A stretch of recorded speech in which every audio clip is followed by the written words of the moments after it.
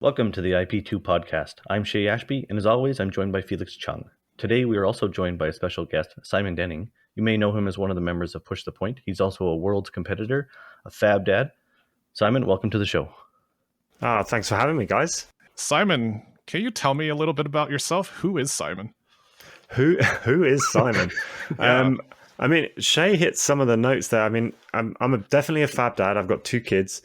They're currently 7 and 4, and I try and keep them as busy as I can. I am a physician, an anesthesiologist for you North American people over there. And yeah, that keeps me pretty busy, to be fair. Between family and work, that keeps me pretty busy. Flesh and blood competitive level stuff came from the COVID pandemic, to be fair. I had... Well, as everyone did, we had lockdown. We were unable to get out and play competitive sports or games or anything. And I took to a newly pressed card game called Flesh and Blood to scratch that competitive itch. And that was all the way back in the summer of 2020 when everyone was going a bit stir crazy. And it's done me really well. I've really enjoyed playing at a good level. I wouldn't say a high level, a good level. I played in Worlds 2022 and came 99th, so I'm pretty proud of that. And now the main focus is on the podcast, which you mentioned, Push the Point podcast, with my co-presenters Hamish and Dan Tripp. And it's given us a new lease of life almost within the game. We've casted events, we've done deck techs and hero deep dives, and we do a podcast every 2 weeks. It's a great way to keep us interested in the game and abreast of the hot topics, and keep a finger on the pulse, as it were. Yeah, one of the longest running podcasts, I believe, for Flesh and Blood. You're in the triple digits for episodes, are you, or am I thinking of something else? We have 60 plus episodes. We've been going for a couple of years now. Which is pretty crazy. But if you look at the number of videos we've put out, we've had interviews, deck techs, hero deep dives, as I say. The podcast episodes aren't necessarily a true reflection on the content that we've been putting out. Okay. No, that's really interesting, and certainly that does keep you engaged. Should we call you Dr. Denning? I mean, technically that is my work name, but you don't. Okay. I don't really bring that into Flesh. It's a bit weird. So yeah, Flesh and Blood, or I guess any hobby or game, just allows you to drop all of your baggage at the door, doesn't it? You go into the event space, or you go into your local game store, wherever you're going, and it allows you to just drop that at the door, and you get to know people for who they are and what they're interested in. Nothing to do with, well, what's your job? Like, what do you do? That doesn't really matter when you sat down across from someone at the card table. And that's one of the things I love about the local game store scene. You can meet people from all over the world and who do incredible things in their hobby time or with their own efforts. And it doesn't have to come down to what's your profession or what's your job, or do you know, it's a freedom. We're well aware of this. Felix brought this up from the very first episode of the IP2 podcast, and we just talked about it on the last one, is that, third place concept of places that you can go where you just get to hang out with people and everybody's on the same level, and everything, like you said, outside of that door is essentially irrelevant unless somebody wants to bring it into play, and everybody's on equal footing, and we're all here to just enjoy, tonight, this evening, as we play, this game together. Yeah. And one of the things that was very clear this year at Worlds in Barcelona, right from the moment James White gave his keynote speech on the Thursday evening for the player reception, was ever since Legend Story Studios has come into the gaming arena, as it were, they've been clear that one of their main priorities is to bring people together in the flesh and blood to play great games, right? So they say it every time. And when you see James White talk about it, he has a real strength of feeling about this and a real emotional tie to this concept. And in Barcelona, it just struck true the whole weekend. Having over 1,000 people there, well over 1,000 people there, sitting down for different events, everything from commoner side events, UPF side events, all the way up to world championship level competition. I must have played people from 15 or so different countries. And over 29 games I played over the 3 days at the weekend, I maybe had one opponent that was less than interactive. And I think that was more their anxiety than it was their willingness to interact. Like, everyone had something nice to say. Everyone had, like, what country are you from? And how long have you been playing Flesh and Blood? And what's your favorite hero? What's your main? And it was just, there was some great conversations to be had all weekend. And it really embodied that, bringing people together to play great card games. Yeah, we absolutely cannot wait to dive more into your experience with Worlds here. But before Shea takes it away there, I would like to ask, what are you drinking today, Simon? What am I drinking? Thank you very much for asking, Felix. I have a Brewdog Oktoberfest lager. It's coined a festival lager. I have had it before, and it is 4.7%. It's quite a nice light German style lager, as you would expect from the Oktoberfest. Yep. And what are you drinking, Shea? I just rooted around my fridge before we started, and I found a Stella, which is also a lager, 5.0% alcohol. I am also a lager drinker. I'm not a big dark or IPA guy, so this is just what I found in my fridge. Yeah, I just like light, smooth beers. And I'm not a huge beer drinker, actually. I'm not in my 20s anymore. And what's your normal go-to, Shea? Come on, give us a... something like Stella or like a Coors Banquet. Just a light lager. Lager. Yeah. Felix, what are you drinking? Come on. Felix is good. This is a very boring answer. I'm drinking a Coke Zero. I do not drink, but I'm happy to be a designated driver, and to it's something I've been for a long time in my life. So cheers. Thank you for having me on, guys. Yeah, thanks for being here. So, question for you about, like, sort of booze, I guess. Is it just like, do you really enjoy booze? Is it just a UK thing that ale this sounds like and a loaded beer? Question, Shea. Well, I don't really know how to phrase it the way I want to phrase it. Like, so I'll be completely honest. I don't drink a huge amount. Like, I wouldn't class myself as a big consumer of alcohol. However, when we first started Push to Point podcast, I don't know how Hamish brought it up, but it was just one of those, go and grab a beer and we'll talk about that. And it would be like, Hamish is basically our creative director. He deals with a lot of the ideas, and he didn't want that standard opening spiel to a podcast. He wanted the conversation to be free flowing as we started. And one of the ways of doing that was talking about what's been going on at home and what we're drinking. And if no one listened to our podcast, we would still make it, because it's a great excuse to get together every couple of weeks and talk about things that are going on. And it's another lesson I learned from the COVID pandemic is you need time to process thoughts and chat with friends. And if you can mark out that time as a 2-hour period every 2 weeks, then why not, right? You put everything else in your schedule. You schedule your work, you schedule your family time, you schedule social events. Why not schedule the time to decompress with your friends who play an amazing card game? And up until episode 8, we'd never met each other in person. It was all online. So okay. Yeah, I don't drink a huge amount of alcohol. Every now and then you'll go out for drinks with friends and you'll do a few pints. But you're right. I think it probably is more ingrained in UK culture. There's more of a beer drinking culture than I encountered in Canada. But I mean, you guys have got loads of microbreweries popping up here and there.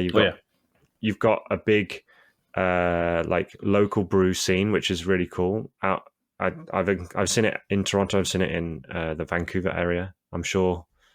There was an article different last month that came out. Yeah, I think or in October. Yeah, last month that came out. It was like the 42, or was all of Calgary's microbreweries ranked, and it was like 42 microbreweries and nanobreweries on the list. I was like, holy cow! Like I knew we had a bunch, Yeah, but I didn't realize we had that many microbreweries. So yeah, you're not wrong. We also like our beer out here too. I think on a general consumer basis. So, but I guess enough about beer for now. Can you talk to us and our listeners about where you're from? Where do you live? What the scene is like over in the UK? Yeah, so I currently live in a city called Nottingham, which you may recognise the name from Robin Hood, Sheriff of Nottingham. Mm-hmm. It's a really good board game. It's in basically in the centre of the UK. It's the region called the East Midlands. We've got a city and the suburbs of about 1 million people. I think the city itself is about 300,000 people, and the surrounding area brings it to about 1 million people. And locally to me, there are 3 game stores that have Flesh and Blood nights every week, within about a 20 to 30 minute drive. We've been running events since 2020 or 2021 when things opened up again, and we get anywhere between 4 and 12 people at each armory. I think having 3 events in the local area has stung us a little bit recently, because people spread themselves out rather than focusing on one big weekly thing. But yeah, we have a good mix. We have different people turn up at different stores. They all run it slightly differently. Some have a rotation of Blitz and CC and limited, and some stick to Blitz and then do limited every 1 or 2 months. But yeah, it's a good scene up until even now. I'd say is a very competitive scene. We've had some of the top players in the country regularly attending our events, and it puts an interesting question out there with Flesh and Blood. Obviously, the game itself is very competitive in itself. Mm-hmm. It engenders a high level play, and it's looking like the big events are very competitive events. So how do you tone that down for a local game scene and get new players involved when they're going to get beaten every week by these competitive players that come in and take all the cold falls? So these are the sort of questions we're trying to answer at the moment, and the round the table product and the social play kits seem to be aimed at trying to help that, but it's about trying to get those people involved. So I think we've had a good scene. We're just trying to now move on to the next level where we've got a regular stream of new players that are interested in the game, and I think that probably holds true for a lot of local Flesh and Blood scenes. I may be overgeneralizing slightly. No, you've touched on a lot of things that are similar to our scene as well. I would say we're not as competitive probably as you guys are, but we also still suffer in that we have many nights of Flesh and Blood to choose from, which could lead to less attendance over each night. So that's very similar out here. And we are always talking about what are the ways we can help facilitate the growth of the community. That's part of why Felix and I started this podcast. And the UPF and fun nights. And I think you said also changing outside of like a standard classic constructed night, outside of a standard blitz night, and maybe putting restrictions on the format, like like maybe only 1 majestic or no legendaries or heroes that aren't popular, kind of like seeing if the community would engage with that level is maybe something to do. And then there was also the change in the philosophy in handing out promos that LSS changed, where you don't have to hand out the cold foil to the winner. You can just randomize it. And I think that's a really good one. Yeah, that was huge. Sanctioned by LSS to help facilitate new people playing. And then the people that try hard because they want those cold foils, maybe they back off a little bit because it doesn't matter, right? Like if I do well, it doesn't matter. Unless you're counting your overall wins in gem or something like that. Well, yeah. I think it's tricky. I think there are genuinely, and I would have put myself in this category 18 months ago, just people who like to win. And you take, whether it's the top tier deck or whether it's your favorite deck, and you go along to win, it's high powered, and you want to get those wins because it makes you feel good inside. Yep. But there are also new people that turn up, and you don't want to wipe the floor with them because you want them to come back. So one of the great things we've already mentioned is that there's a number of different character types of players within the Flesh and Blood community, and it takes a bit of everyone to keep a community going and keep a community flourishing. One of the things I noticed at Worlds again was the focus from LSS on trying to really take the next step with Flesh and Blood. Now the game's been around for 4 years, 4 years now, and it's stood the test of time until now. I mean, it's pushed onto the top 5 games in terms of player base and sales. But when was the last time you saw Flesh and Blood appear at a large gaming con? When was the last time you heard it talked about at these big events? It tends to have kept itself to itself. And I know LSS have plans to push forward and get a presence at these games conventions where there will be disillusioned Magic players and disillusioned Yu-Gi-Oh players and people have got a bit fed up with Pokemon and they will want to try something new. And I think all 3 of us can agree that the game's mechanics stand by themselves and ask good questions. Every time you play the game, you know why you lost or why you won because you made certain decisions, and you can improve those decision-making skills. So the variance in this game is there, but it's lower than in other card games that I've heard or played. And I think it really rewards practice. It really rewards repetitions with certain decks. And I think the key thing to stress to new players coming in, to bring it back to that point, is if you get practice with a certain deck that you enjoy playing, you will get better and you will beat people. And it really rewards that style of progression. Yeah, that's something I've been thinking about over the summer. Like when Gen Con happened, there was a post on Reddit and somebody was like, is Flesh and Blood at Gen Con? It's like North America's largest analog gaming convention, and they weren't there. And it makes you wonder, why aren't they there? Is that, I feel like they probably know of the big board game conventions in like Germany and North America and in the UK. So I feel like they're probably choosing to not be there for a reason. What that reason is, I don't know. But like you mentioned, I hope to see them expand into those areas to reach out into those marketplaces and get that visibility that maybe we're lacking. I know we're entrenched in the sphere of Fab and the franchise, so I don't know what it's like to be on the outside. Like, I don't know how many people still don't know about Fab, still aren't aware of it. Like, I feel like people have to be aware of the game, but maybe they just haven't invested any time into learning about what Flesh and Blood is, because it's not, like you mentioned, one of the big 3, big 4 games.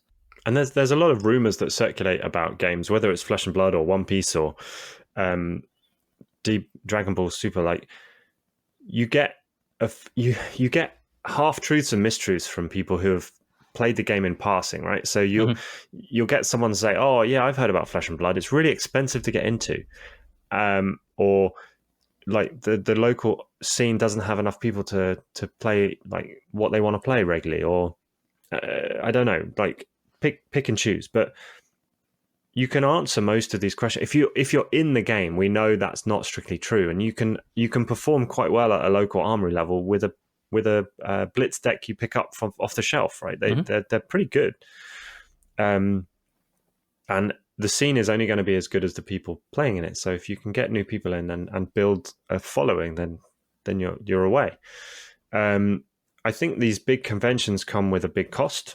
Honestly, like, I think if you're going to send people around the world or get your local teams to go and set up for 3 days, that's a big cost. And once you start appearing at these conventions, you have to continue appearing at these conventions. Otherwise, people start to ask questions like, "Oh, where's Flesh and Blood gone? Why are they not here this year?"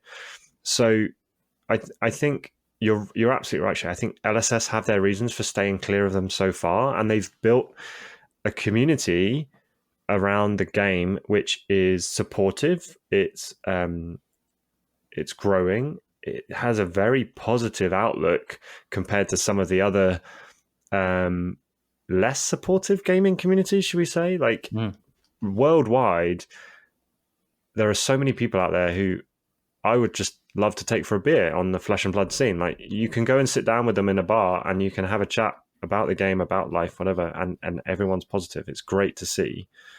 So LSS have built that community, and now they're going to start expanding into the wider world in the convention scene. And that's probably because they have a bit more money to do that, and a bit more, and a few more key members of staff that they can send to these big events to make sure they put out the product that they want people to see, and not just a community level event that may be very variable, whether it's in Canada or US or UK or Germany or wherever.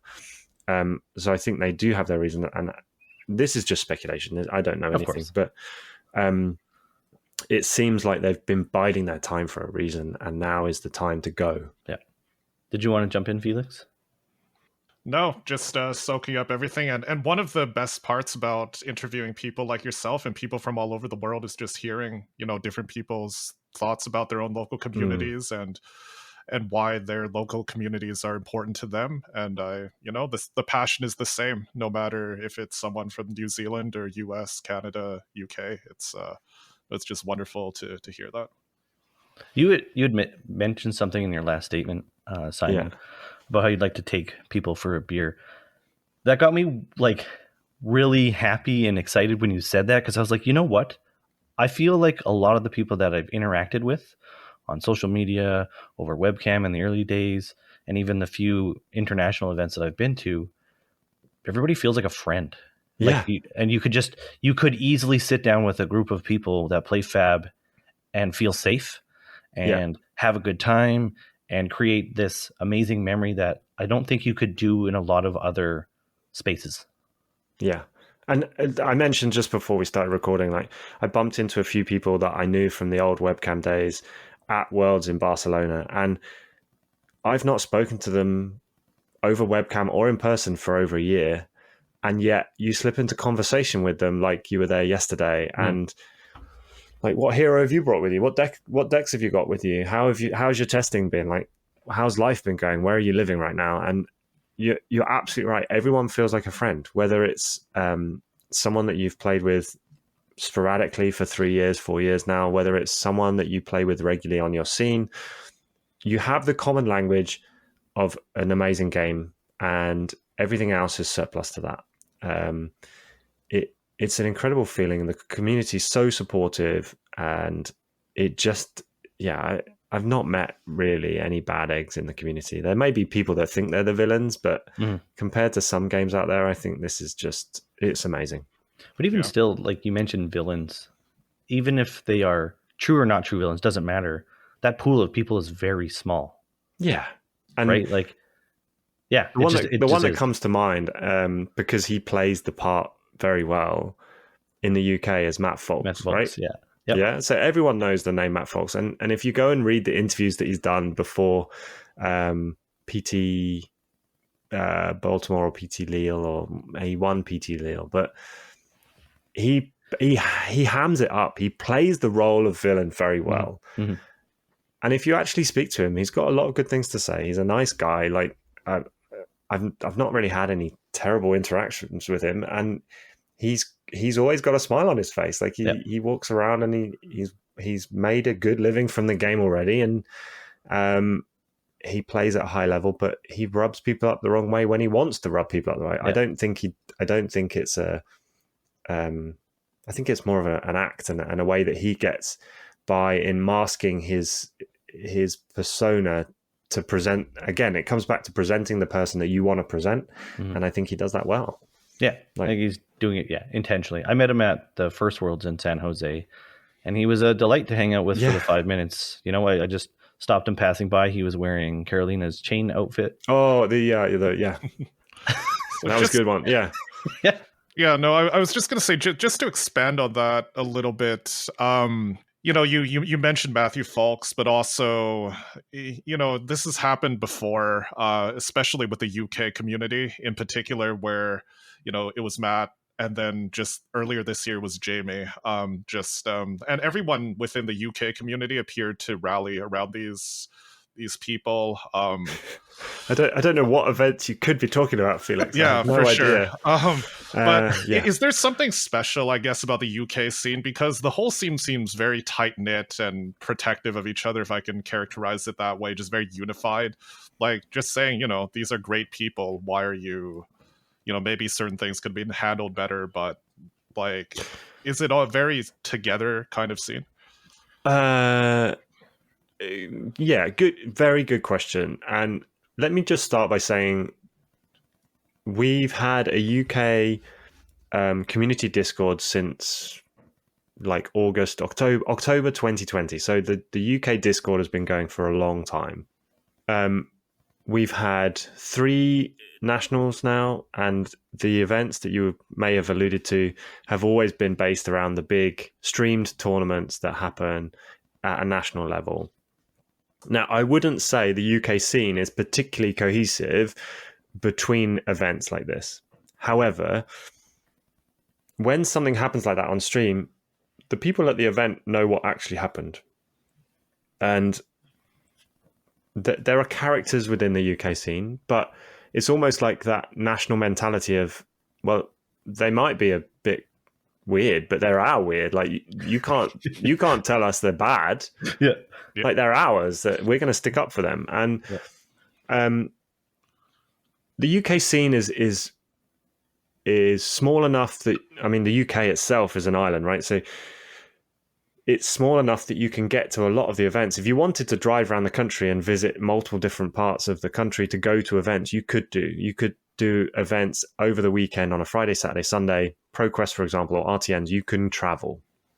So you get to meet a lot of the people around and on the scene, and you tend to know the characters at nationals and big events.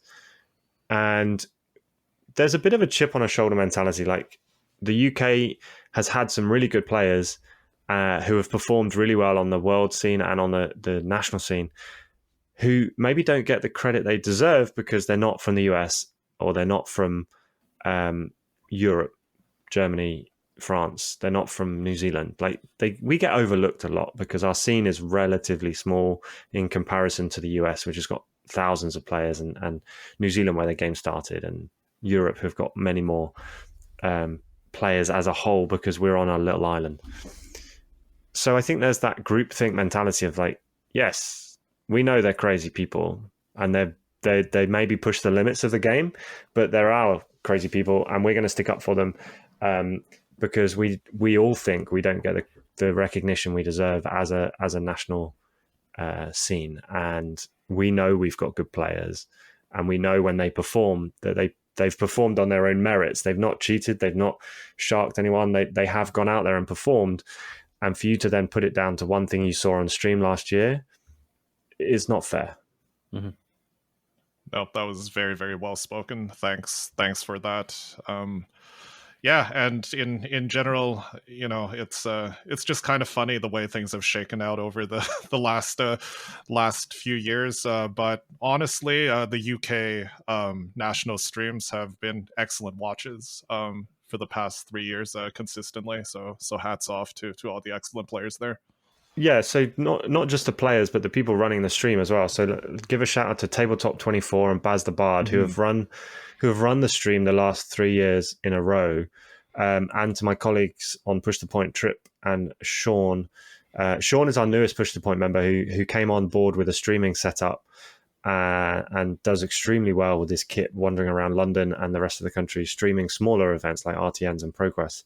Mm-hmm. But they casted 2 days of games for nationals and did extremely well, just the 2 of them this year. But that whole setup, like Living Realms came to Tabletop 24, who run the streaming setup, and Baz the Bard, who does the emceeing, and then us to do some casting.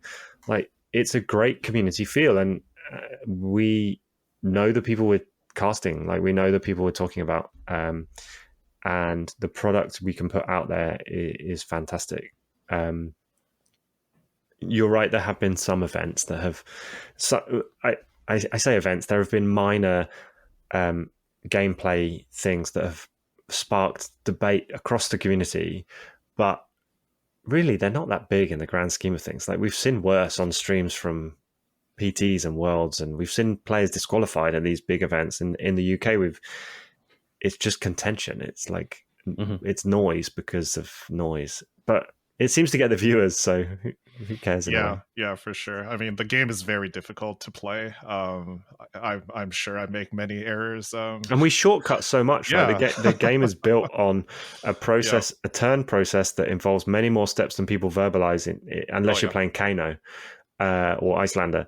So we shortcut so much, and it's no wonder that sometimes some of these things slip. But generally, the game is played at such a high level on every stream we watch, like whether it's Canada, the US, Germany, UK, New Zealand. Like the quality of gameplay, if you take a look at it, is phenomenal, and it's a testament to the players playing at that level that they get so much right and so little wrong.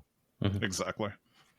Yeah, you made a good point that I never really thought of too. That you have 3 separate groups or people that are doing like the streaming setups. Like you guys are commentating, like you said, Baz is emceeing, somebody else is doing the traveling production.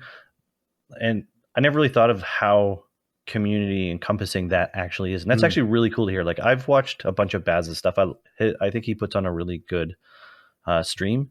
I love the interviews that he does after each matchups with the players. It's all really good. And somebody like myself who is definitely entrenched in the game, I appreciate the effort that you guys are doing, even casting like the smaller events. Like we had a Battle Hardened here in Vancouver last month that had no visibility to the greater world audience, and I thought that was kind of a missed opportunity. But we don't really have anybody here in Canada. It wouldn't have been profitable enough to like pay somebody to come over from the US to stream it.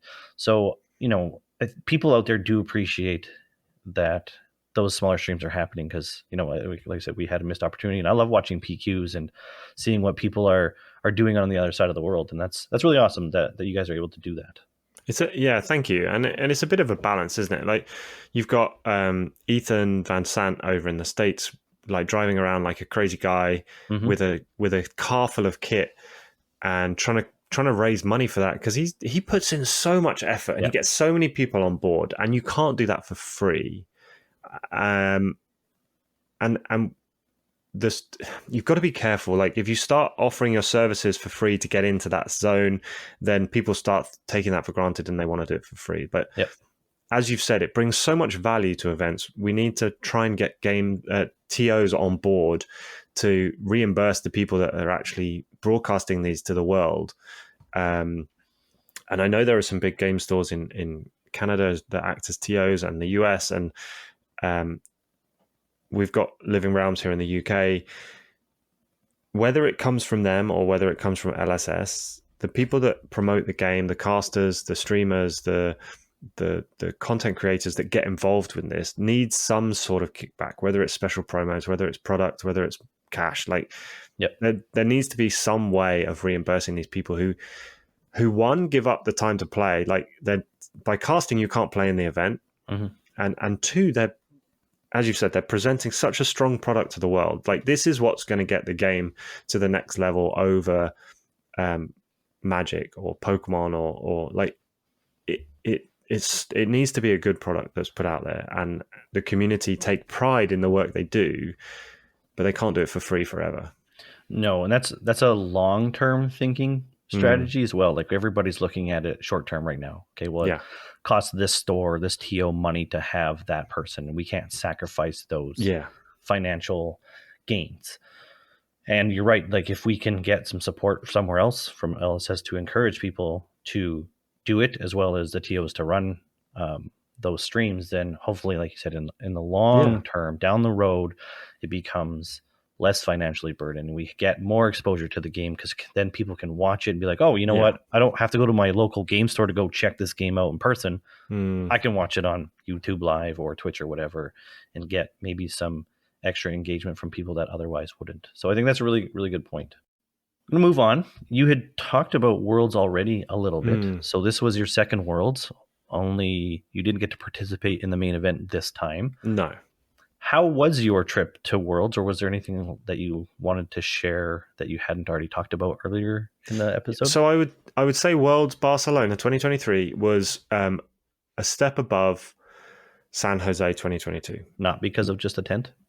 Partly because of the tent. The poor tent. It was fine. I mean, you joke, but it was noticeable that you walked to the event space, which was a proper convention hall. There were flesh and blood banners the size of a building outside, and it was a grand entrance. Like, you walked in through these doors and up through these steps, marble steps as you go up, and then it opens up. On the left, you've got the Midtown Merchant corner area. Straight ahead, you've got the prize wall. As soon as you walk in, it's there. On the right, you've got all the play space and split into different areas. And there was a definite worlds area where you needed a wristband to get in, and that, I'll come back to that in a bit. But it was a good space. It was well set out, and it felt like Worlds. Whether you played in San Jose or not, like, it didn't feel. It felt rushed, and it didn't feel like Worlds. The best event I went to that year, 2022, was Pro Tour New Jersey, which felt like the main event. And San Jose just didn't live up to that. And that was the juxtaposition in my head. I was comparing and contrasting the two, both on US soil. One felt like it had all this effort and time and grandiose gesturing towards it in New Jersey. And one felt like it had been rushed, and it was like the left behind child that needed to be pushed into the limelight. I don't know.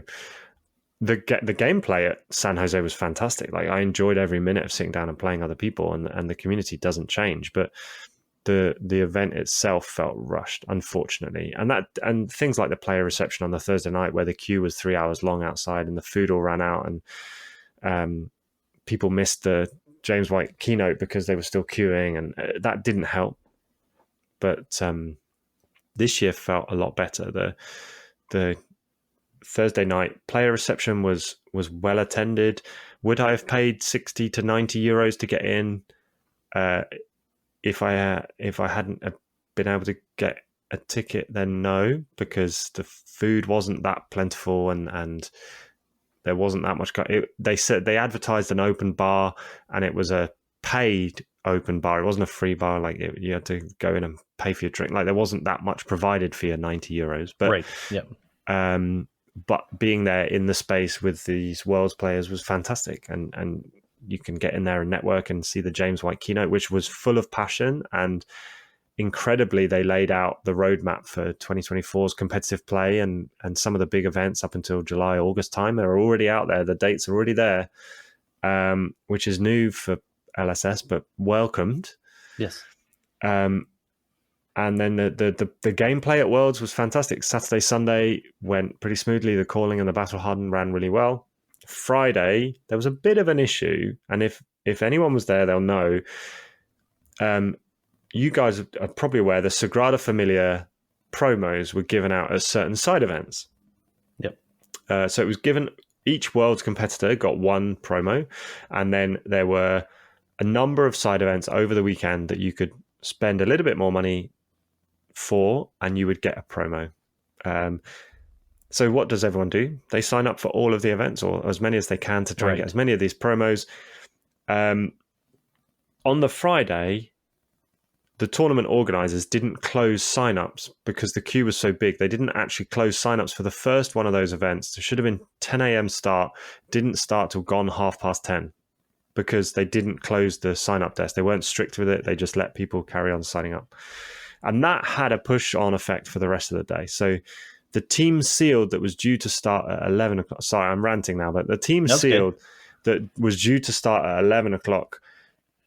The players didn't. They got their product, I believe, at about 2 o'clock in the afternoon. Like, they'd open their sealed pools by 2 o'clock. They didn't start their first game until after 2:30 in the afternoon, when it should have started at 11. There were problems with space. There were problems with product. There weren't enough judges. I don't think they correctly anticipated how much demand there would be for these promo events. And then there was a Blitz event that was due to start at 12, and that didn't start till 1:30, and it got pushed back. And what they ended up doing was saying that the last round of each of those events was a buy. Everyone got an extra win, and you got more ticks for the prize wall. But it shortened. They tried to make up some of the time there. That was Friday. I mean, it was a bit of a poor show, but the rest of the weekend went really well, and they learned from their mistakes on the fly. As I say, the calling went well. It was sealed, so you had the same sealed deck for 8 rounds, which was it's a long time. A long time. I went 3/3 drop and went off to play in another side event. And the battle hardened on the Sunday was Living Legend format, which is fantastic fun, but dominated by Starvo, as you probably saw, and was 9 rounds of CC. So that didn't finish until very late in the day. And if you were in the top 8, you ended up playing until nearly 10 o'clock at night. It's a long day. It's a long day. It started at 9:30 and finished at 10:30 in the evening. So, but with all that being, sorry, that was a long way of saying, like, it was really fun. There were some logistical issues, but it was really fun. And the atmosphere in the room, as I said earlier, was just buzzing. Like, there were so many people. On the topic of Sagrada side events, there was a sealed side event on the Sunday afternoon. It was the last Sagrada promo event. There were 960 players for a 4-round sealed event.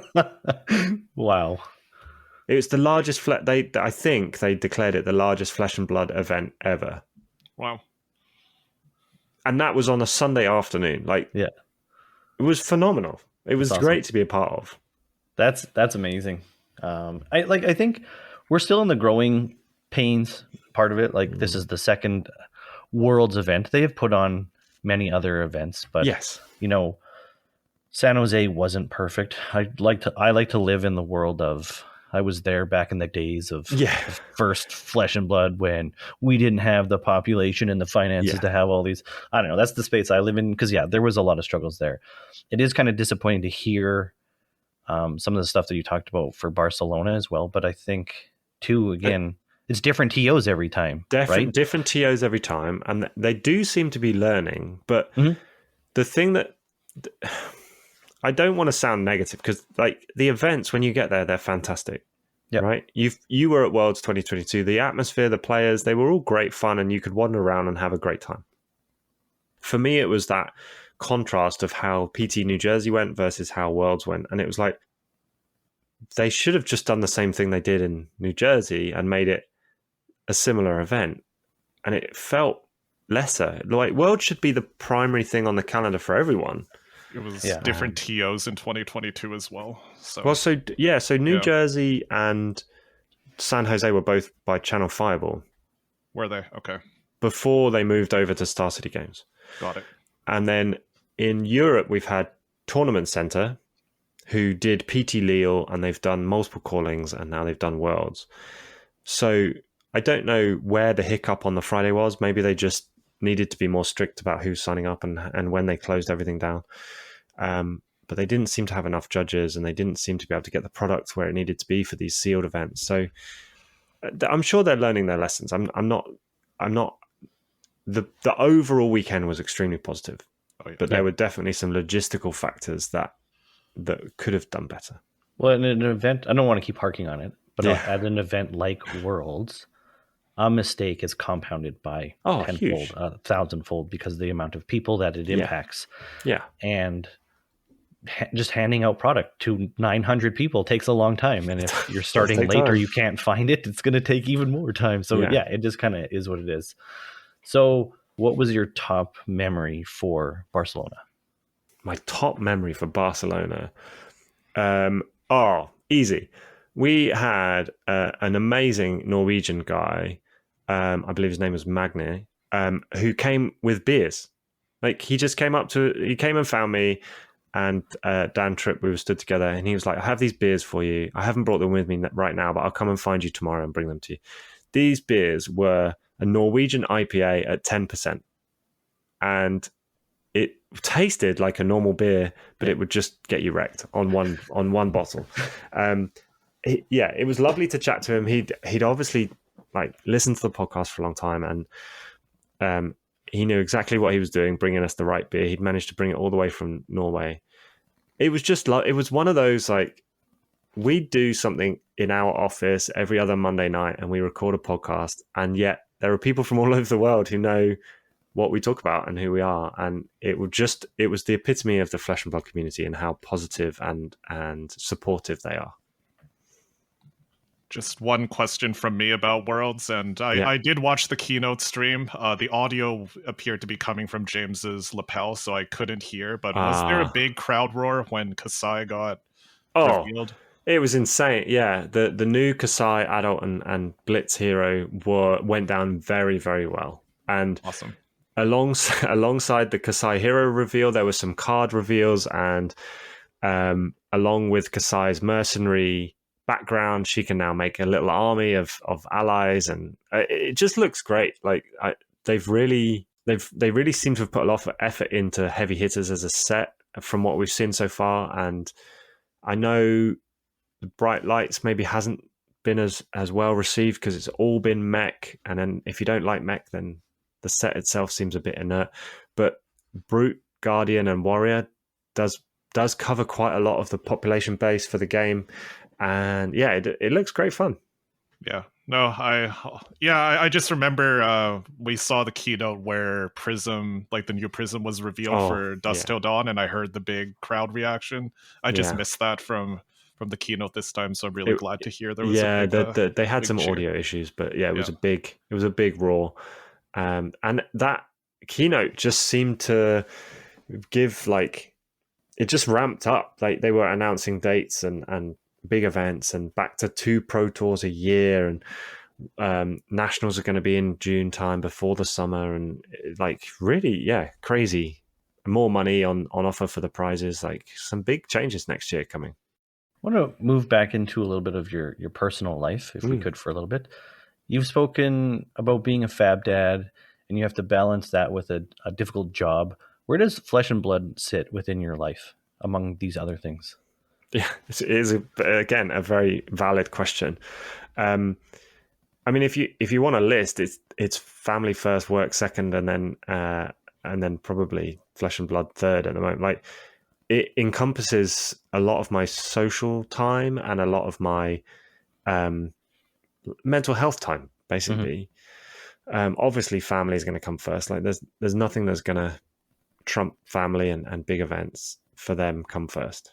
Yeah. Work, I work on call shifts. As if you listen to the podcast, you know, like, I work on call. I work during the week.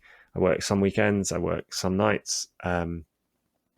You can't really get around that. Like, you can book leave when you know some big Flesh and Blood events coming on, but not always. Within a relatively small department, it's not always easy. But yeah, in terms of hobby space, it's my go-to, and it has been for the last 3 years, and in no small part because of the community and the people around the game, but also, as I said, like, I've played at a relatively competitive level, and it scratches that competitive itch. I've consciously made the decision to step back from that level because I didn't feel like I could continue to practice and compete and test at that level after 2022, like, with all of these other factors in my life. But the game itself, once you know the mechanics of the game and you understand what you're looking for, you can play at a relatively semi-competitive or semi-casual level, and enjoy it fairly well. Like, you don't need to be testing 5 nights a week. You don't need to be building the top tier decks every week. You can just enjoy the reps on the hero that you like. In my case, it's Katsu on CC, and you can enjoy that, and you can go to armories and compete. You can play limited. You can go to ProQuest and maybe luck into a top 4 and get RTN top 4 to get a qualification for nationals, or you can just grind XP and play events as much as possible if you've got the time. there are so many options, and I've found taking my foot off the gas a little bit has really allowed me to appreciate the game for what it is, rather than just winning. Yeah, head down and just grinding it out. Yeah. Your children, you mentioned they're 4 and 7. Do you take them to events like armories or anything like that? Not yet. No. I mean, I've not yet. The armories are in the evenings when they'll probably be in bed. And if we go on a weekend, they're not going to sit still for 4 hours while I play. Right. That being said, I am getting my 7-year-old daughter into Pokemon. So there will come a time, I'm sure, when we go along to the local game store's Pokemon Club and allow that. Like they've known Flesh and Blood cards around the house ever since they were teeny tiny, and now we're getting them into Pokemon. They can collect the cards, they can know them from the cartoons, and they can enjoy playing the game because it's relatively simple compared to something like Flesh and Blood. But just getting them into that space where you can leave all your worries at the door and you can just play some games and not have to worry about anything else. Will be a good place. And we play on the kitchen table at home. And it's a good way to avoid screen time sometimes. And like it's problem solving, it's reading, it's writing, it's spelling, it's maths. Like you can incorporate any learning that you want into these games. You can make it as educational or as not as you want, but they're developing skills, problem solving and otherwise, that will do them well later in life. And if you can do that at the age of 6 or 7 and build it into their routine, then why not? Yeah. They also socialization as well. Especially for kids that grew up during a COVID pandemic and maybe haven't been as well socialized as they would have been 5 or 6 years prior. I find when I take Alora to some Flesh and Blood events, like she's not playing, she's not interested in the game yet. Maybe she never will be. That's okay. But I take her for socialization. So whether it's if other kids are there are not usually too many other kids where we go. But she also she can socialize with adults, which is a skill that is definitely required. I think is potentially missing from some generations coming up. And she likes to come because she gets snacks. Honestly, that's why she says yes when she comes, because she gets a good motivating factor. Absolutely. So she gets to go get a bag of chips and a drink from the fridge. But again, with the socializing, I give her my debit card and she goes and pays, and she does these transactions on her own. So it gives her some independence, and I really like that. And when there's other children, she goes and hangs out with those other children, makes some friends. She one of our clubs here, Ogre's Gaming, the owner, sometimes his kids are in the store, and she made great friends with them one evening, and it was super fun to watch. And their mom came up and like, "Can we take photos of your kid?" I'm like, "Yeah, totally." I'm like, "Can I do the same thing?" And it was more socialization just outside of like the Fab group for me. Like it was other people that are involved in the store, and you just, I don't know, it was just a really good time. And I really enjoy that. And I think that's a very powerful thing to set upon our children. And so, I like to take her whenever I can. Like you mentioned though, like it's usually often late at night. So we don't usually get to do it. Well, now you mention it, like we went to a small local gaming convention. There must have been like 60, 80 people there.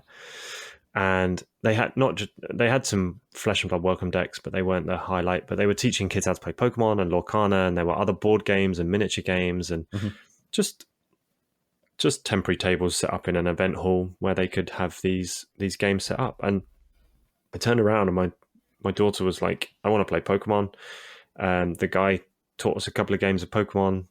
It was great fun. Next minute, she's off to one side and playing a board game called Crash Octopus, I think it was, like a brightly colored game with miniature pieces and bits to do. And again, every social interaction is a different person, and they're learning about social skills and how to talk to people and manners and how to say please and thank you and how do you do this and how do you play this game. And it was really good to see, and you don't really think about it until you're there, but kids grow up very quickly, and you can expose them to these sorts of events, and why not like get them into that space? Yeah. And another thing for me as well is it's time with my child. Yeah. You know, and like you said, it's not screen time. We're not watching TV. She's not on her tablet. Yeah. You know, we get to chit chat in the car while we're driving to and from, and even there, she'll come up to me and ask me questions while I'm playing, and you know, we just get to spend time together. It's just another way to spend time. Yeah. So, Just one more question on this topic. You had kind of mentioned that you're sort of stepping back from, I guess, being a competitive flesh and blood player. What ultimately led to that decision? Is it that you want to spend more time with the podcast or your family, or it's too much all at once to be competitive and be, work, being a professional as well, being on call? What kind of ultimately led to you kind of taking a little step back? Yeah, again, like, very insightful question. I think it was more the fact that I was putting so much pressure on myself to win games that it took the enjoyment out of playing the game. Like, I'd broken it down to a mechanical process of, like, this card needs to do this and this card needs to do that, rather than actually enjoying the flow of the game and recognizing the ability of my opponent and the way they've built their deck and the flow of the game. And I think stepping back and making it a bit more casual for me has allowed me to, like, explore Katsu as a CC hero. And I went through a Tiger's Katsu phase, and I really enjoyed just the look on people's faces when they realized what you were trying to do, and playing a bit more differently, like just not building the S tier deck and taking the cookie cutter down to the game store and wiping the floor with people, and then struggling at PQs because everyone's playing the same thing, right? Same stuff, yeah. And it really came back. I think it came back to my first nationals experience in the UK, 2021, and I built with a friend, Jason Hamer, in the UK community. We built a tall Earthbriar deck where you were predominantly Earth cards and you were building these big attacks, and it did me well. It got me to like 3rd, 4th place, semi-final stage of Nats. People weren't expecting it because it was slightly left field. Mm-hmm. And then I went, like, once I got that result, I then thought, well, I need to be competitive and I need to play the top deck and I need to do that. And it just took all the enjoyment out of the game. And I did that for about a year. I ended up playing things like Fi and Chain was fun, to be fair. I didn't go down the Starvo route, but it took all the enjoyment out of it, and I was focusing too much on the games I lost and missed out on money places, or than actually the games I enjoyed playing and winning and not winning, because the game was still fun. Because this game is fun, whether you win or lose. Like, you will have fun in a game. Yeah, you're speaking my language with the tall Earthbriar and the Tiger Katsu. I definitely live in the world of not the norm of what people are playing, and there's a huge enjoyment when somebody's like, I don't know what you're doing. Yeah, I don't know how to play against you. I'm not the biggest fan of jank. I think you can go too far one way, yes.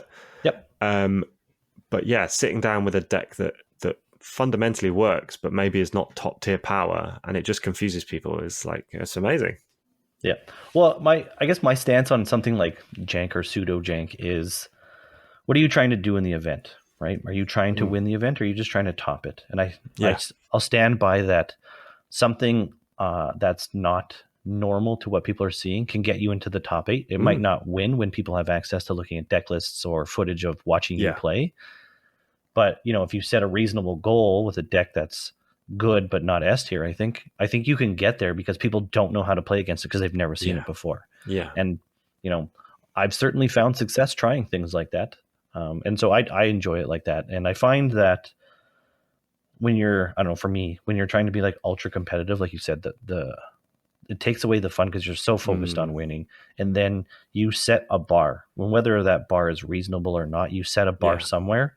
And if you don't achieve that bar, then you can get frustrated, you get down on yourself. Was all of this time I spent doing this worth it? And you second guess what you're doing, when this is a hobby for a lot of us. And in my mind, it should be fun, and that's the point of playing it. So play 100%. Where it's enjoyable.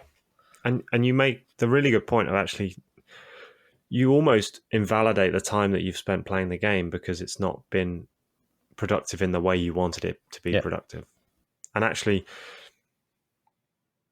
we'll go back to that saying, right? We're here to play amazing card games in the flesh and blood, and the process of playing the game is the reward, not the result of the game. Yeah. The conversations you have with the other player, the interactions and the body language you read from them, and the way that you can shake hands at the beginning of the game and at the end of the game, and whether you win or lose, you've come out with a new friend. Like, those are the benefits of the game, not whether you've got a W or an L in the column at the end, right? Yep, 100%. Now, you were a Viserai player back in the day, though, right, Shea? You were Runeblade from the beginning. Yeah, I mean, in the last couple of years, I've stepped off Runeblade, but yeah, I played Viserai to begin with, but I was almost predominantly like an OTK style Viserai. Yeah. So when Aggro Viserai with Mauvrian Skies came out, I never adjusted to that. Yeah. I just can't play what everybody else is doing. Well, so yes, I have friends like you, Shea, who will not play the meta deck. Whatever happens, they will not play the meta deck. And I think Viserai in the early days epitomized that type of deck, right? There was potential power in Viserai from the very beginning. The fact that you could do mixed damage on arcane and physical, but the downside was you needed non-attack actions and attack actions in the right ratios, and if they didn't come out, if you had one or the other, you would just die. I think that LSS have done that really well. Like, they've made heroes that draw people in. The background, the lore behind Viserai, the look of the hero, the purple and black and greys, and the story behind him, the artwork, it just looks great and it draws people in. Azalea similarly has a bit of a cult, but has never been successful. Like, there are people who will play heroes and talents and classes in this game because they like what they see and not because of how successful the deck is. And I think that is the marker of how good this game is, because you can still rock up at your local PQ with a non-competitive deck, and just like you say, you can get top 8 because no one knows what the hell they're doing when they play it, like, or play against it, should I say. And if there's anything new players should know, is like, you can just pick, it doesn't have to be expensive, you can pick a class and you can go all in and you can build a semi-competitive deck for relative good value. Just enjoy it. Just play it because you like the theme. Play it because you like the mechanics. Play it because you like something about that deck. Yeah, you're echoing something that we've talked about a lot. Number one, the original draw to the game is a hero's artistic style, maybe a play style, some sort of theme. That's why they're like, yep, I'm playing Azalea. Yeah. This cool ranger assassin chick looks badass. And you've touched on it. If you become like a hero agnostic player to begin with, the time you put into that hero will eventually yield results. It might be a difficult uphill battle, but you will eventually yield results. You'll learn your matchups. You'll learn your win conditions, what your power cards are, how you want to see them. And eventually you get rewarded for that. And then maybe you start to branch out into something that's S tier or whatever. But I think that's a really, you touched on a really good point already, and we've talked about it a bunch, that's a mark of a good game, to get people in through theme and through identity, and those people sticking with that. And I don't know, there's something about the game that happens of almost everybody is like, yeah, I was this hero, I played this hero all of the time until I decided to branch out, but I was like, stone dead on playing the one hero and getting your reps in. Well, whether it's your blonde waifu or your dragons or your ninja theme or your dark magic theme, like, there's something for everyone, and it's great to see, and it's interesting where people's personalities go. Simon, was it difficult for you to switch gears, as you described, from being a more competitive player that was building those meta decks and trying your hardest to win as many games as possible? Like, was there something within you that was fighting that, or was it more a relief when you adapted that mentality and this is what you felt like you should have been engaging with the game all along? Like, how was that process for you? I mean, all of the above at different times. Like, again, I wouldn't say I was ever like one of the top players in the UK. There were many better players around. I did well at the first nationals, and I tried to stay competitive. Like Shea was saying, it's about trying to top these events and get qualification to the next one.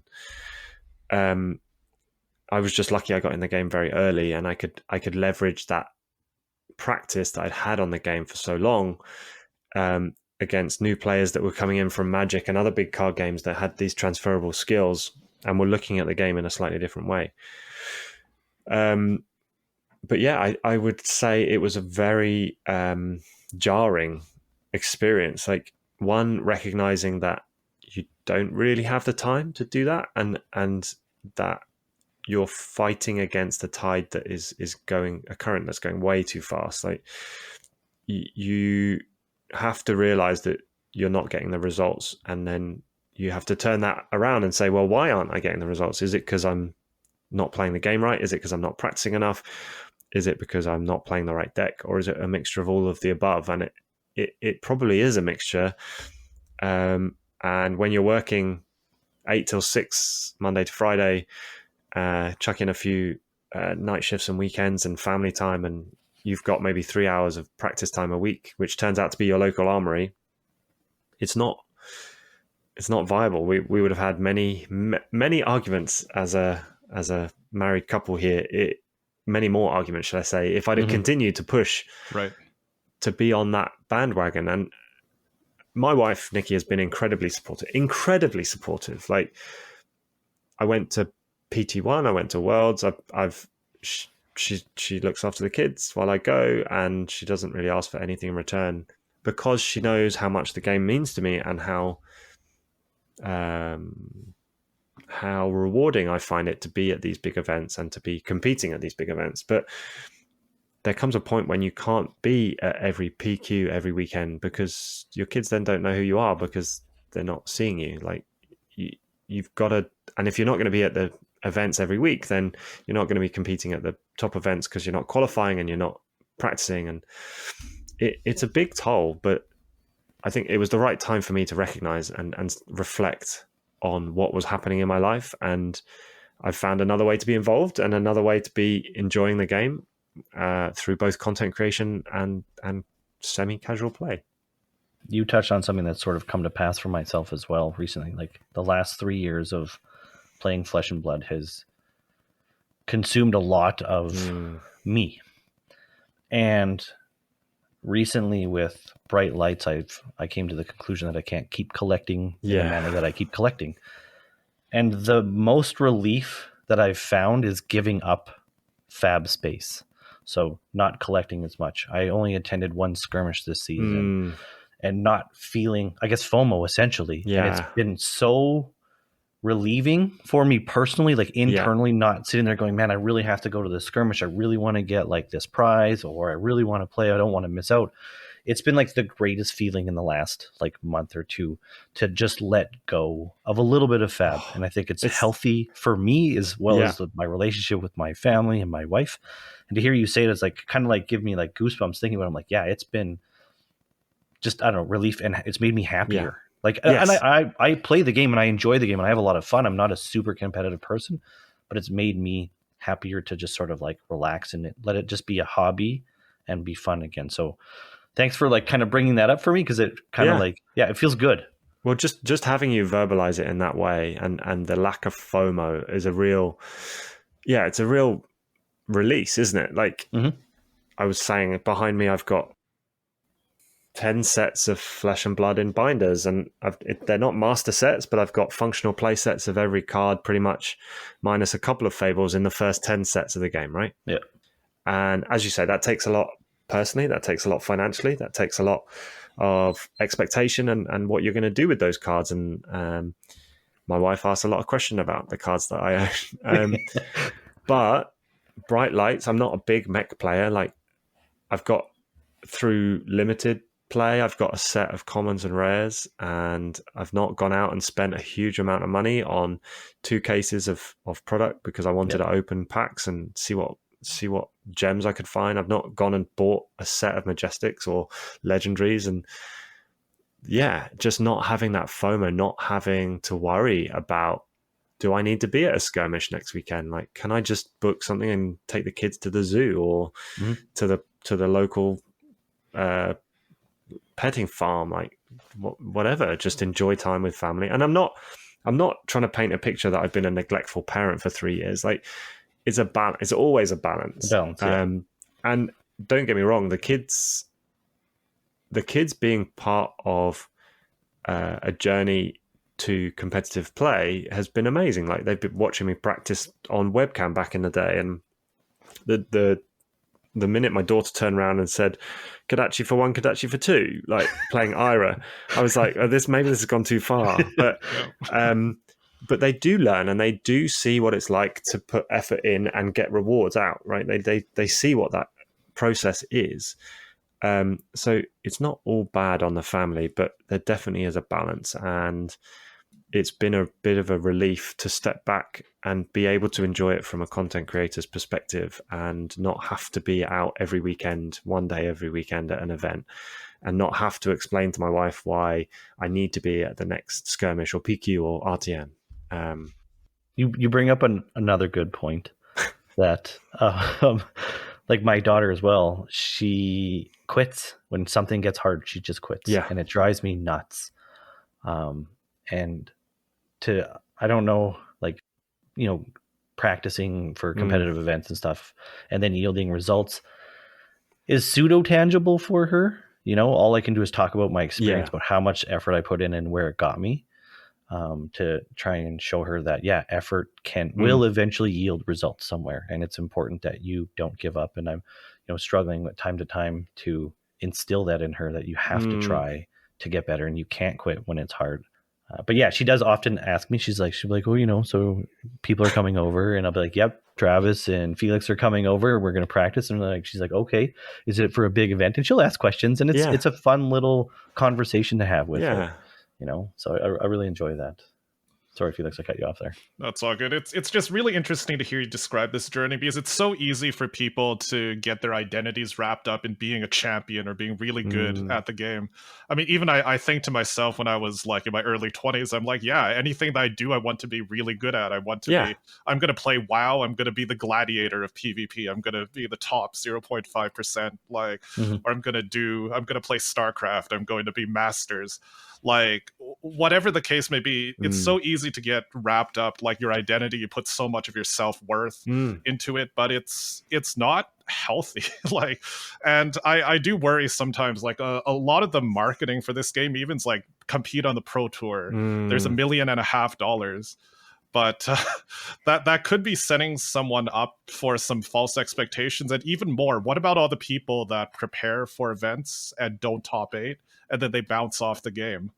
Like, we talk about attracting new players, but locally there are quite a few people that pick up the game, give it a shot for one PQ season, they don't get the results, and then it's off to something else. Like, that's another class of players that we need. I was going to say that is another cohort of players. Like, we all see them. They've come to Flesh and Blood because they've tried Magic and they've tried Yu-Gi-Oh! And they've tried One Piece, and they think they can make a go of it. And that sort of player, they wouldn't necessarily stay in any particular game unless they're winning. And that's fine. That's their choice. Like, if they're not going to enjoy the game because they're not winning, then why play the game if you're not winning? I can see that. I don't know about the false expectations. I think like you say, you get into these things and you think, I can be the best, and you set out and you find a group of people who you can practice with, and you test and test and test, and you put the effort in, and 1 or 2 PQ seasons later you realize, is this working or is this not working? And I think it's healthy to reflect on that and work out whether this is worth your effort or not. And if you can identify a couple of areas that you can improve on, and that yields results, that's part of the process. Like, that's almost a scientific process of change the variable, keep a control, like, do the results differ? And if that's working for you, go for it. Like, I just realized that the control of my family life meant that I wasn't able to change the variable of how much practice I could put in, and the results were going in the opposite direction to the one I wanted to, right? Every player is entitled to play the game for their own reasons, and there will be people on the Pro Tour circuit who consistently bubble, or they consistently just get like the 32nd to 64th money, and for them that's enough, because that pays for the next round, right? That pays for the next Pro Tour event, or it pays for the hotel for the current Pro Tour event. And just because you're not coming first or 8th or 16th, like, it doesn't make your involvement in the game any less valid. You're there to do what you want to do. And if that's come top 64 at these big events consistently, do it. Like, that's an amazing achievement to be that consistent on a Pro Tour level. But for me, I was bubbling around that point, and I just decided that wasn't viable with the amount of effort I was putting in. So why not take that step back and be a bit more casual and enjoy what I could of the game around the periphery? For sure. Well, I'd like to ask you about Push the Point here and being a voice in the Flesh and Blood community. And I mean, have you done anything like content creation, like making a podcast, making videos before Flesh and Blood? Absolutely not. This is all new. So if you want a bit of backstory, if you've not really heard of Push the Point before, dear listeners, Hamish is our creative force. He is our ball of energy and our driving force for pretty much all that we do. At the beginning of our Flesh and Blood journey, we were playing events online, and after a relatively big skirmish event, I think, he got us all to get the top 8 together to talk about the event and why we'd chosen our heroes and blah blah blah. And he was doing that for a podcast for someone else. From that, he reevaluated what he was doing with this other person and decided to change tack. And myself and Dan Tripp were 2 people that he valued interviewing in that process. We both brought different things to the table, and I'd never done content creation. I'd never done video. I'd never done audio editing, none of that. But he felt like our opinions differed and our thought processes differed enough that we would make a good team. And Dan Tripp, again, added in to the trio. We would make a good 3, and we all, as you probably still see today, we all have slightly different viewpoints. We all come from a slightly different angle, and it works. But we'd never met each other in person before we did our first few episodes. The pilot episode that we did was absolute garbage, and we released it to a group of close friends who were very supportive, but we also felt that it was garbage. So we canned that one and did another first episode, which was better. And if you listen to any of our first sort of 20, 30 podcasts, you'll hear us grow every episode into a new team. Like, every week we learn something new about each other, or how we interact with each other. And eventually we'll start throwing jibes at each other, and we'll be comfortable insulting each other as a form of humor. And that continues to this day. You say voice in the community. I don't think I don't know. Hamish might say differently, but I don't feel like we're deserving of that sort of moniker yet. We're always aiming to improve, but from our point of view, we're just 3 guys who get together, drink a bit of beer, and talk about some Flesh and Blood, but also some personal bits and home life and what's going on in the world of us. And we always said from the very beginning, if we weren't enjoying the process of recording and the process of chatting, then we'd stop. Because if you're not enjoying it, you're not going to sit down and edit it. You're not going to get it out and put out the product that you want people to see. So that's the guiding ethos behind it. But as you say, like, people come up to us at events and people say hello, and we give out dice and stickers and enjoy meeting people that listen to us. And it's a pretty crazy experience to be sat down from someone that lives in Australia or America or Canada, and they're like, yeah, I've heard your podcast, like, I listen to you regularly, or I've seen that deck tech you did with Briar or Katsu, or it's crazy. It just blows my mind sometimes. Obviously the mustache has got a bit of a cult following now, and people notice me more because of the mustache, which is great. I like that a lot. It's beautiful. It's definitely different. I was sat opposite Mara Faris at Worlds for, I think it was for the sealed event, the final sealed event, and I sort of introduced myself. I said, "Oh, Mara, like, hi, I'm Simon." She's like, "I know who you are. You're quite distinctive." And I was like, "Oh yeah, I've got this on my face." So it was quite nice. It was one of those like weird moments where actually she gets a lot of attention. She's big on Twitter. She's big in the world of. She's been invited to the Invitational in New Zealand, and she was like, "Oh yeah, I know who you are." It was just completely strange, like not out of body experience, but it was just like one of those check moments where you're like, really, what have I done to deserve that?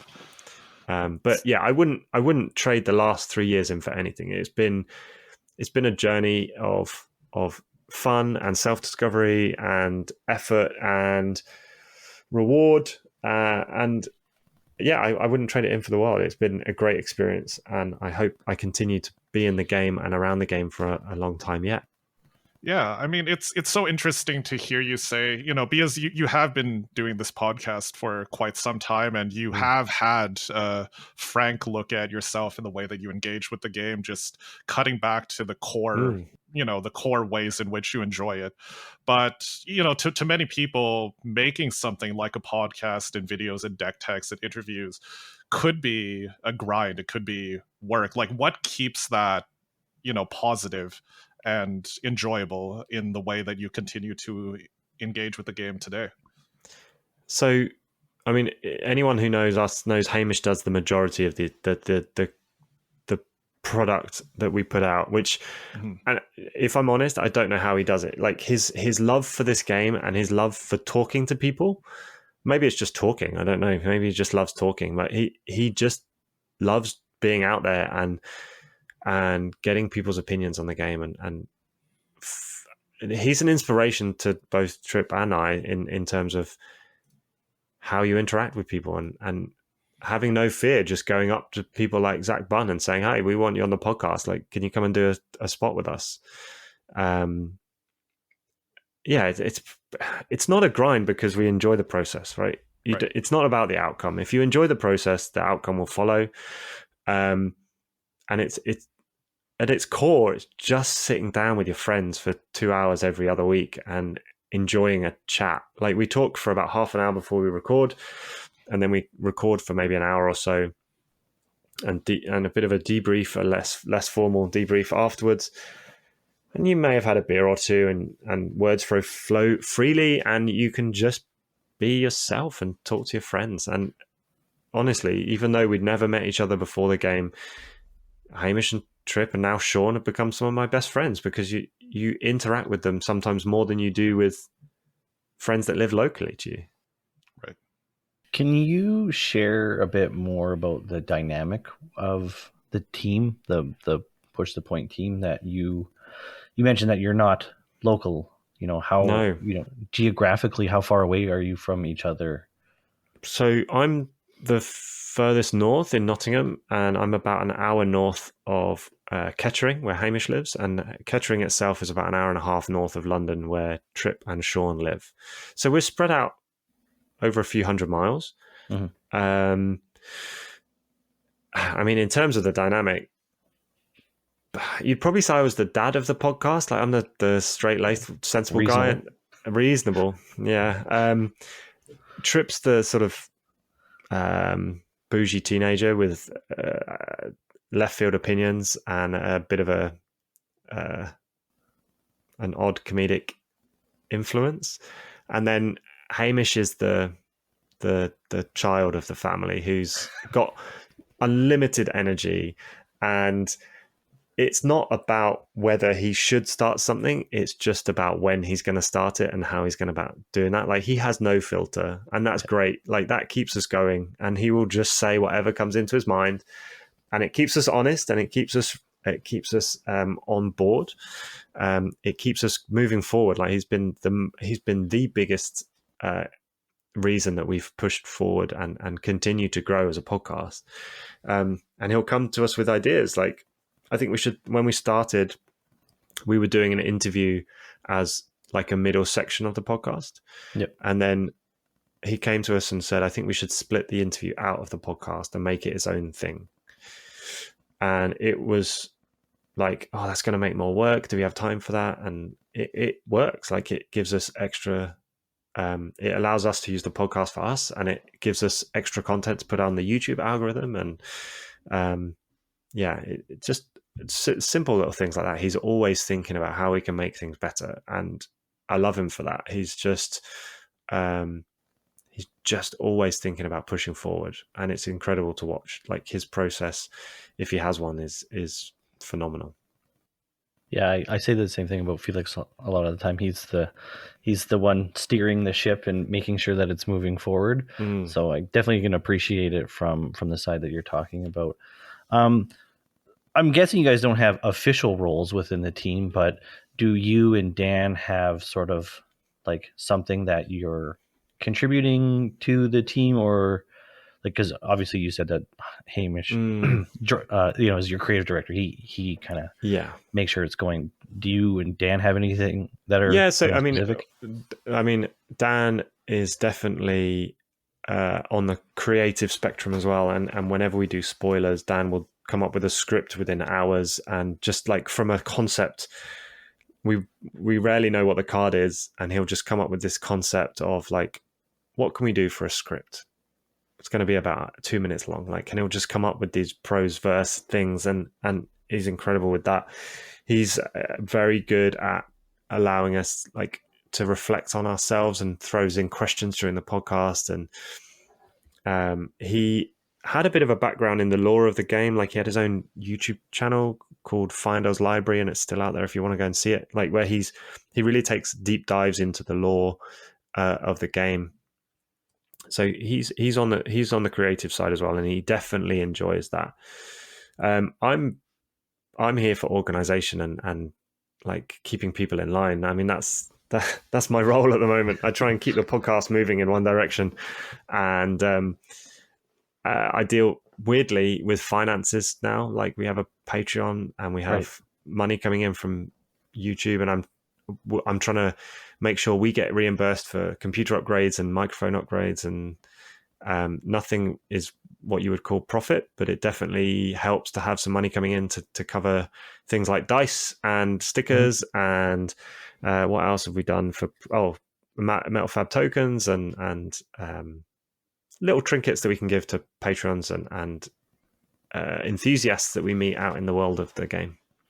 So with having something like sponsors and a Patreon, does that change the feel on the back end for you guys, that it's becoming less hobby, being more businessy, or is it still in its honeymoon phase and it's still enjoyable on that, and it's, cool that it's happening, that you're getting this kind of recognition? So that there's definitely that. It definitely changes something on the back end. Like, you have a different accountability and a different responsibility to the people that are giving you money. Basically, their hard-earned cash. And although it's a voluntary a voluntary program, whatever you want to call it, I get told off for calling it a scheme. Apparently, Americans think it's some kind of dodgy pyramid scheme. Yeah, it sounds different over here, but I think people understand what you mean.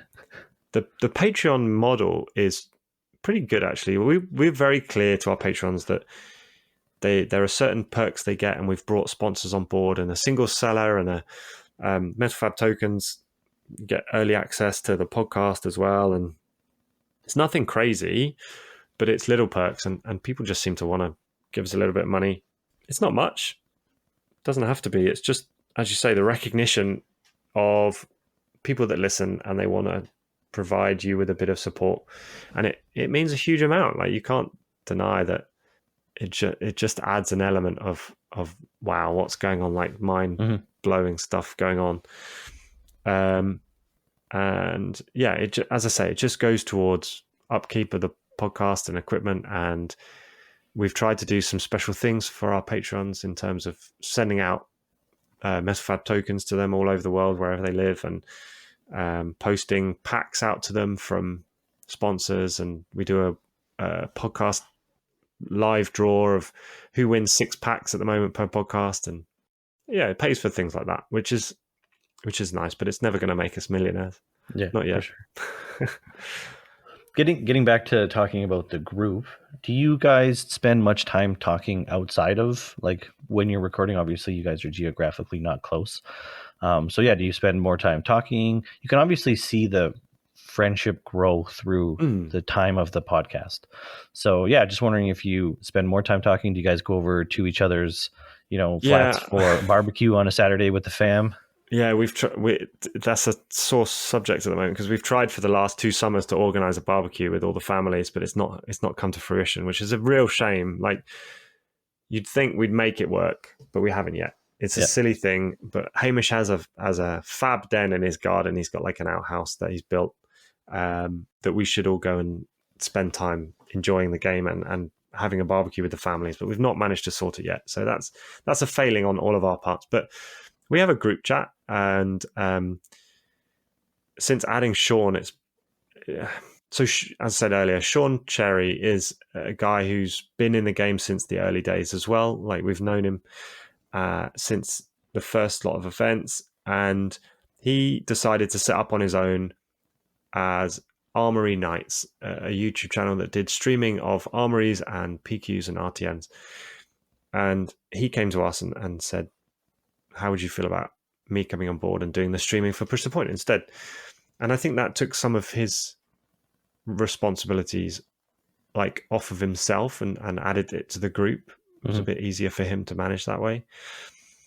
And it's been great to have that. He's even more organized than I try to be. Like, he gets us writing spreadsheets and recording like how we've done this and that and keeping it all in line.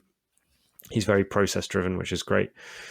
But we've got this group chat with the 4 of us in it, and it's pretty active actually. Most days something's being talked about, whether it's a new idea or when are we doing the podcast, or what beers have we got this week, and like generally don't reveal that too early. Like, it's a podcast surprise normally. But there's usually something going on, and like discussing news in the game and making sure that we're up to date. Like, it's pretty fun. And when the best times for this group are around spoiler seasons, because the creative juices go to overdrive, and it's like the ultimate brainstorming session. Like, nothing's off limits. People just jump in and they're like, what about this? What about this? How should we do this? And is this achievable? Like, it's a wonder to behold sometimes. That sounds cool to have sort of like an open space to just throw out ideas without fear of being laughed at. It's a great space to be in. I have one more question sort of relating to the Push the Point team. I'm a big fan of like insider knowledge and behind the scenes stuff. Is there something that you can share that either audience might not know about Push the Point? Oh man, that's a really good question. I mean, unless you want the revelation that Dan Tripp is actually James White's son. The hair? Yeah, the hair, the dress code. Yeah. No. What would people not know about us? Oh, I'm a bit stumped on that one. Really put you on the spot there. Yeah, I should have thought about something. Shay's really been going after you with the drinking question, and then I know what he's you really actually been did, and fighting me today. I think it's probably more that like we've been in the game since very early days in the UK, and we all started playing in online armories and TTS, and like it's just one of those friendship bonds that's formed over the last 3 years. I don't think there's anything crazy about it, but it's like almost forged by fire, isn't it? You're chucked in at the deep end, and we've been on this journey, and all 3 of us are different now than we would have been 3 years ago, and in good ways we've grown together. Like, it's I can't say anything crazy out there, but it's just been a wonder to behold. Well, thank you so much for everything over the last 90 minutes plus here, and the time has absolutely flew by. It has flown. Yeah, before we wrap things up fully here, I would like to ask, if you think about the last 3 years and everything that's happened within Flesh and Blood from the very early days to just going to Barcelona, like if you had to pick a favorite moment, Could you share that with everyone? So yeah, 100% my favorite moment was the first time I'd ever traveled internationally for a gaming event, and that was for Pro Tour New Jersey. And for the context, you have to know that the game had been had been played with people like Shea online for nearly a year before PT1 came around, over a year before PT1 came around. And it was like the culmination of all of these different worldwide communities coming together, and you were meeting people that you'd been playing with or testing with online for a year, and you'd never met them in person. It was the craziest experience, but just absolutely phenomenal. And it's hard to describe how comforting that was, meeting all of these people that you've never met, but they're your friends. And the whole community feels like that. No, that's great. Thank you so much. So we'll wrap up here, I guess, with the socials. If anybody wanted to reach out to you and contact you, what would be the best way to contact? So we are on YouTube as Push the Point Podcast. We are on Twitter as Push the Point One. That still annoys me to this day. And we don't have a Facebook or an Instagram, but come and find us on YouTube. You can get the podcast on Spotify, Apple Music, anywhere you get your podcasts, and you can come and badger us on Twitter anytime you like. Perfect. We'll take you up on that. And for us, you can find us on YouTube, IP2 Podcast, on Twitter, IP2 Podcast, and on Blue Sky, IP2 Podcast. Thank you.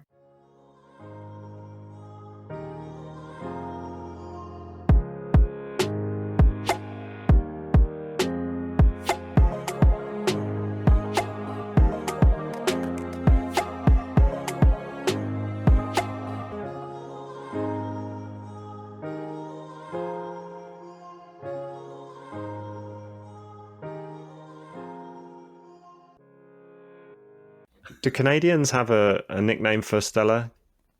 Like in the UK, it's often coined wife beater because because of the population that tend to drink Stella. Oh no. No, those would probably be something like that. Would probably be like a